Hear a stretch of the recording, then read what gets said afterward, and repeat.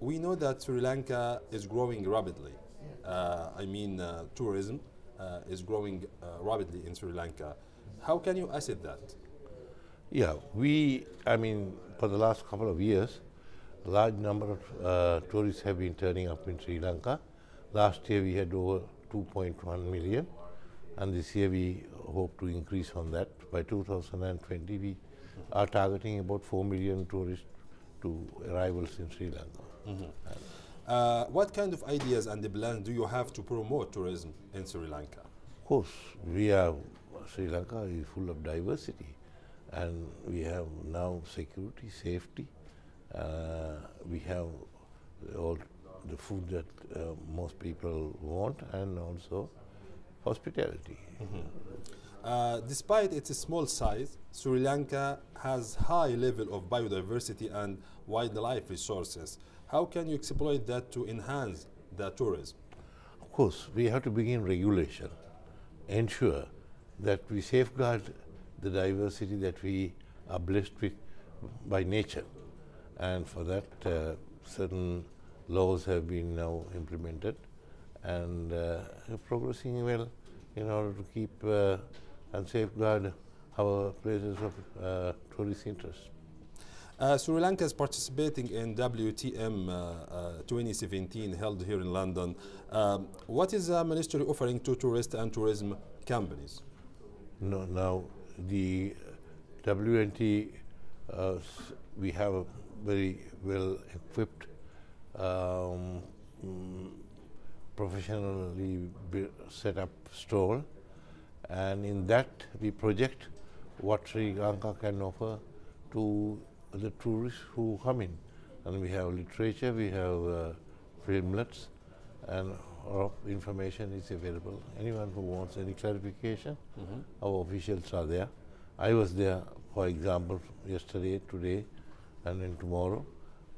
Anyone who wants details of investment, particulars of investment, we are prepared to part with it. One research indicates that the citizens of Middle Eastern countries are among the biggest spenders when it comes to travel and tourism. How can you attract them? I mean Arab and the Middle Eastern tourists. Well, as I told you, it's a very safe destination. Anyone who wants to come to Sri Lanka is absolutely safe. And also, we are able to cater to the requests, whatever they have in their dietary requirements, and also hospitality. Yeah. How does the country compete with the other neighboring markets which have some similarities? Very stiff competition, I must say. Now, for example, India is our immediate neighbor. At the same time, there are the other South Asian countries. They got off because our country had problems for 20, 30 years. And only now we are coming out in order to compete with them. But we can certainly give a run to them. When it comes to visa process, what are the services offered by the ministry? All the ministry gives all the encouragement to the industry, number one, by facilitating on one side and bringing in the regulations. The two important things are the regulation and the facility.